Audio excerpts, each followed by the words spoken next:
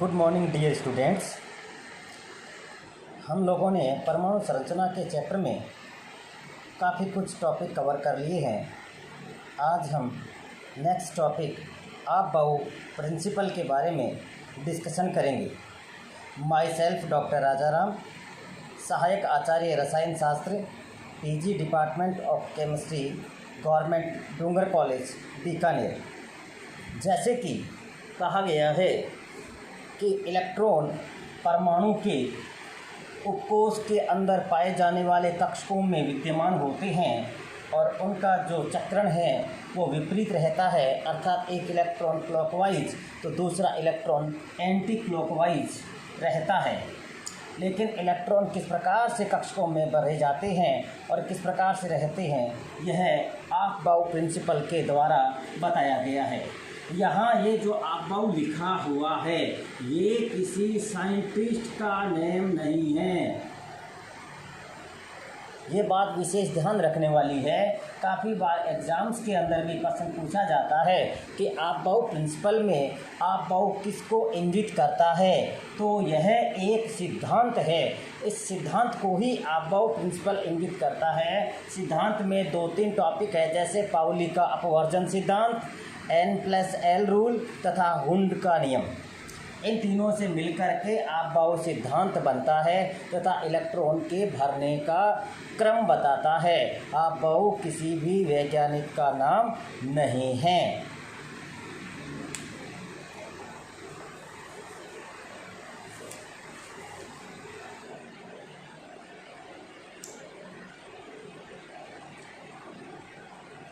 किसी परमाणु के विभिन्न कक्षकों में इलेक्ट्रॉन के भरने का क्रम उनकी बढ़ती हुई ऊर्जा के क्रम में होता है।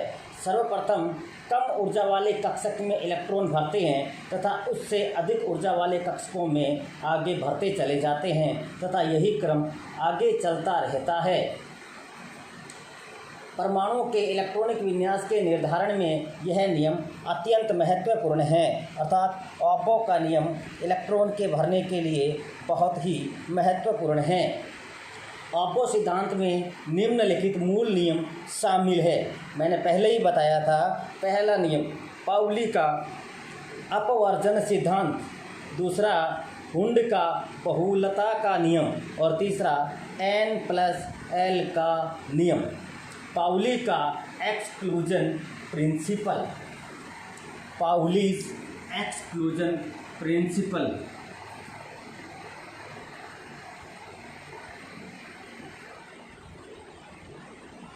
हम जानते हैं पाउली के एक्सक्लूजन प्रिंसिपल में पाउली ने क्या कहा था कि परमाणु में इलेक्ट्रॉन भरते हैं, 4 मुख्य क्वांटम संख्याएं होती है और ये जो क्वांटम संख्याएं हैं इन चारों क्वांटम संख्याओं का मान एक जैसा कभी नहीं होता। अर्थात किसी भी इलेक्ट्रॉन्स की स्थिति ज्ञात करते हैं कि वो कहाँ है, तो इन चारों क्वांटम संख्याओं के बारे में बात करेंगे। तो इन चारों का मान एक जैसा कभी नहीं होता। इन 3 का यदि एक जैसा हो भी जाए लेकिन S का कभी भी एक जैसा नहीं होता, क्योंकि एक इलेक्ट्रॉन यदि क्लॉकवाइज है तो दूसरा डेफिनेटली एंटी क्लॉकवाइज ही होगा। क्लॉकवाइज के लिए +½ और एंटी क्लॉकवाइज के लिए -½ स्पिन होता है। अर्थात पाउली के एक्सक्लूजन प्रिंसिपल में यही बताया गया है कि किसी भी इलेक्ट्रॉन्स की चारों क्वांटम संख्याएं एक समान नहीं होती।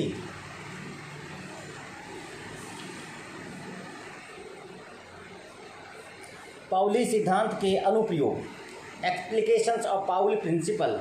पाउली सिद्धांत के अनुसार इलेक्ट्रॉन की चारों क्वांटम संख्याएं अलग अलग होते हुए भी हम तत्वों के इलेक्ट्रॉनिक विन्यास लिख सकते हैं। पाउली के एक्सक्लूजन प्रिंसिपल की सहायता से यह बता सकते हैं कि एक कक्षक में अधिकतम 2 ही इलेक्ट्रॉन रह सकते हैं जिनका चक्रण विपरीत दिशा में होगा। अब हम दूसरी बात करेंगे हुंड मल्टीप्लिसिटी रूल। पहला ये था, दूसरा है हुंड मल्टीप्लिसिटी रूल, हुंड का अधिकतम बहुलता का नियम। अब इसमें स्टूडेंट्स आपने पिछली कक्षाओं में भी पढ़ा है कि हम ये जानते हैं कि किसी भी कक्षक में अधिकतम 2 इलेक्ट्रॉन्स पाए जाते हैं। 2 इलेक्ट्रॉन पाए जाते हैं, तो एक इलेक्ट्रॉन यदि क्लॉकवाइज है तो दूसरा एंटी क्लॉकवाइज होगा। कभी भी दोनों इलेक्ट्रॉन सेम स्पिन में नहीं हो सकते। ये तो s ऑर्बिटल की बात कही। यदि हम p ऑर्बिटल की बात करें तो p ऑर्बिटल में 3 प्रकार के ऑर्बिटल होते हैं, जिनको px, py, pz कहते हैं। तो यदि हम 5 इलेक्ट्रॉन्स के बारे में बात करें, जैसे बोरोन के 5 इलेक्ट्रॉन्स हैं, या हम कहें कि फ्लोरीन के 9 इलेक्ट्रॉन्स हैं, तो p में 5 इलेक्ट्रॉन्स होंगे। तो ये 5 इलेक्ट्रॉन्स इस प्रकार से भरे जाएंगे। पहले यहाँ पर सिंगल इलेक्ट्रॉन होगा, दूसरा यहाँ पे कभी नहीं भरा जाएगा। पहले यहाँ भरा जाएगा, यहाँ भरा जाएगा, बाद में यहाँ भरा जाएगा। अर्थात सेम ऊर्जा के कक्षकों में इलेक्ट्रॉन पहले सभी कक्षकों में एक एक इलेक्ट्रॉन भरा जाएगा, उसके पश्चात ही इलेक्ट्रॉन पेयरिंग होंगे। पहले इलेक्ट्रॉन पेयरिंग नहीं होंगे। यदि हम P4 की बात करें तो ऐसा कभी नहीं होगा। जैसे कि ये नहीं होगा। पहले इलेक्ट्रॉन भरेंगे P4 में, तो इस प्रकार से भरेंगे Px में 1, Py में 1, Pz में 1, उसके बाद में Px में ये युग्मित होंगे। तो ये वाला क्रम ही सही है, यही नियम हुंड ने बताया। अर्थात हुंड के नियम के अनुसार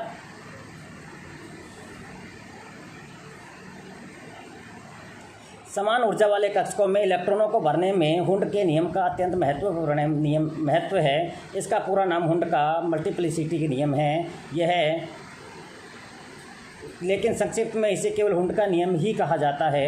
इस नियम के अनुसार यदि समान ऊर्जा स्तर वाले रिक्त कक्षक उपलब्ध हों तो इलेक्ट्रॉन पहले रिक्त कक्षक में जाएगा। जब समान ऊर्जा वाले सारे कक्षक एक एक इलेक्ट्रॉन द्वारा भर जाएंगे तो उसमें विपरीत चक्रण वाला दूसरा इलेक्ट्रॉन आएगा और उनका पेयरिंग हो जाएगा, जैसा कि मैंने आपको बोर्ड के ऊपर एग्जाम्पल दे करके समझाया है। अब हम बात करेंगे N+L के नियम की। ये ऑफ-बो सिद्धांत का तीसरा नियम है, जिसको हम लोग N+L के नियम कहते हैं। N+L का नियम, N+L का नियम बहुत इंपॉर्टेंट है। यहाँ N का मतलब होता है मुख्य क्वांटम संख्या और L का मतलब होता है तिगंशी क्वांटम संख्या। अर्थात इलेक्ट्रॉन्स भरने के क्रम में N+L के नियम का बहुत बड़ा योगदान है। कक्षकों के इलेक्ट्रॉन के भरने का क्रम उनकी ऊर्जा के अनुसार होता है। सर्वप्रथम कम ऊर्जा वाले कक्षक में इलेक्ट्रॉन भरे जाते हैं, फिर उसके बाद उससे अधिक ऊर्जा वाले कक्षकों में इलेक्ट्रॉन भरे जाते हैं। यह नियम ऑफ-बो ने दिया था। किस कक्षक की ऊर्जा कम है और किसकी अधिक, इसका निर्धारण करने के लिए ऑफ-बो ने N+L का नियम सुझाया था, जिसके अनुसार जिस कक्षक के लिए N+L का मान कम हो वही कक्षक पहले भरा जाएगा।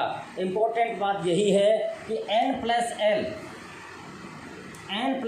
का मान जब कम होगा पहले उस कक्षक में इलेक्ट्रॉन भरा जाएगा, उसके बाद में आगे के कक्षकों में इलेक्ट्रॉन भरा जाएगा। और यदि कहीं N+L का मान समान आता है तो इलेक्ट्रॉन पहले वहाँ भरा जाएगा जहाँ N का मान कम होगा। जैसे एग्जांपल है 4s और 3d। 4s और 3d एग्जांपल्स की बात करें तो एग्जांपल्स में 4s और 3d, इनमें इलेक्ट्रॉन सबसे पहले कहाँ भरा जाता है? 4s के लिए n की वैल्यू है 4 और s के लिए हमें पता है l की वैल्यू कितनी होती है? 0। तो 4 + 0 = 4 N+L। अब 3d की बात करें तो 3 n की वैल्यू हो गई और s की अपने d की वैल्यू कितनी होती है? 2। तो ये हो गया 3 + 5, 3 + 2 = 5, 4 और 5। तो इलेक्ट्रॉन पहले कहाँ जाएगा? 4 में, अर्थात किसमें? 4s में। यदि 3d और 4s की बात करें, यदि हम 3d और 4s की बात करें तो इलेक्ट्रॉन पहले 4s में जाएगा, बाद में 3d में जाएगा, क्योंकि 4s के लिए n+l का मान 3d की तुलना में कम होता है। तो n+l का मान जहाँ कम होगा वहीं इलेक्ट्रॉन पहले भरा जाएगा, और यदि जहाँ n+l का मान समान होता है तो इलेक्ट्रॉन पहले वहाँ भरा जाएगा जहाँ पर n का मान कम है। जैसे 3d और 4p, 3d और 4p, यहाँ पर हम बात करें 3d और 4p की बात करें तो 3 के लिए 3d में 3 + 2 = 5 और p के लिए 4 + 1 = 5, दोनों में 5 है। तो इलेक्ट्रॉन पहले 3d में जाए या 4p में, लेकिन इलेक्ट्रॉन पहले वहाँ जाएगा जहाँ n का मान कम है और n का मान 3d में कम है। तो 3d और 4p की बात करेंगे तो इलेक्ट्रॉन पहले 3d में जाएगा, न कि 4p में। यह बताया था n+l के नियम के अनुसार, यही बताया गया था। अब इसके लिए एक आरेख बनाया हुआ है और आप अच्छी तरीके से उस आरेख के बारे में सभी लोग जानते भी हैं और छोटी कक्षाओं में आपने पढ़ा भी होगा। ऐसे करके एक आरेख होता है। मैं एक थोड़ा कपड़ा लेता हूँ।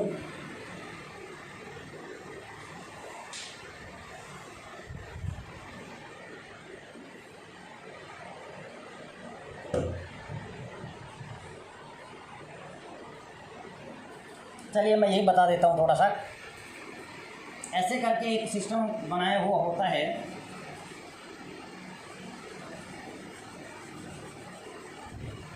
n+l के नियम के अनुसार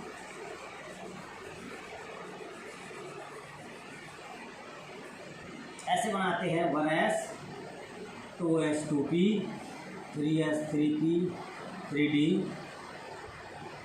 4s 4p 4d 4f 5fs 5p 5d 5f 6s 6p 6d 6f। इसको इस प्रकार से तिरछे काटते हुए चले जाओ। ये इसके पीछे, फिर इसको ऐसे काट दो, ये इसके पीछे, फिर इसको ऐसे काट दो, ये इसके पीछे, फिर इसको ऐसे काट दो, ये इसके पीछे, फिर इसको ऐसे काट दो, ये इसके पीछे, फिर ऐसे काटते हुए चले जाओ। तो ये एक सीरीज हमें मिलेगी, जैसे 1s 2s 2p 3s 3p और 3d। उसके बाद 4s 4p 3p के बाद में 4s आता है, इधर से आते हैं तो 3p के बाद यहाँ पे 4s आएगा, सॉरी 4s यहाँ आ गया 4s के बाद जाएंगे तो 3d के बाद 4p और 5s 4p 5s के बाद इसके पीछे जाएंगे तो 4d 5p 6 4d 5p 6s। उसके बाद में आगे जाएंगे तो 4f 5d, इस प्रकार से आगे चलता रहेगा।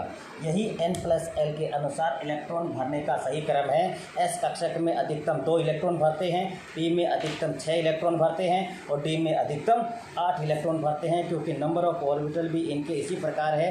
s में 1 ऑर्बिटल है, p में 3 ऑर्बिटल है, d में 5 ऑर्बिटल है और f में 7 ऑर्बिटल है। तो इलेक्ट्रॉनों के भरने का क्रम यही है। इलेक्ट्रॉनिक विन्यास के बारे में हम एक दिन और डिस्कशन कर लेंगे और उसके बाद में आपका ये चैप्टर हो जाएगा ख़त्म। नेक्स्ट टॉपिक स्टार्ट करेंगे। आप लोग लगातार पढ़ते रहें और एग्ज़ाम्स भी आने वाले हैं। हमेशा ये चैप्टर्स आपके यूज होंगे, काम आएंगे। धन्यवाद। जय हिंद, जय भारत।